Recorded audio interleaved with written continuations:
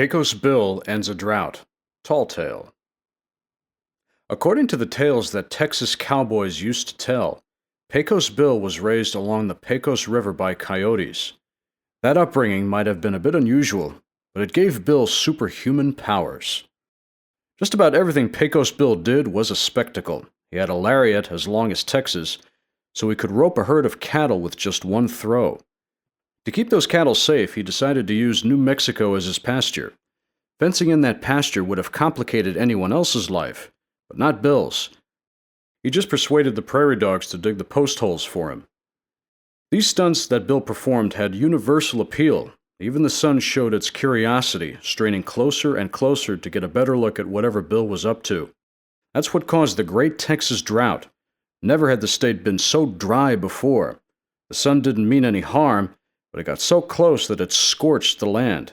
Every blade of grass dried up and turned brown because of the burning heat. Talk about a hot summer. The heat was so severe that the chickens laid fried eggs. People wanted to cry and grieve, but there wasn't enough water for tears.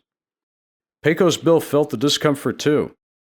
After all, the tragic situation was partly his fault. A moral man, Bill always tried to do what was right. He was also a man of action, so he decided to end the drought. Hopping onto his horse Widowmaker, Bill galloped north across Oklahoma. Halfway up Tornado Alley, he spotted what he was looking for. A big black twister had just torn up half of Kansas and was heading down toward Oklahoma for a repeat performance. Bill didn't hesitate for a second. Taking out his lariat, he roped the tornado and climbed onto its neck. "Howdy, friend," said Bill in his courteous way, looking directly into the eye of the storm. "I could use your help down in Texas." "How dare this little cowboy trifle with a tornado?" the twister snorted to itself. Bucking like a bronco, the big funnel-shaped cloud whirled, twirled, and zigzagged south, hoping to throw Bill off. Bill held on, though, digging his spurs into the tornado's sides and riding it south.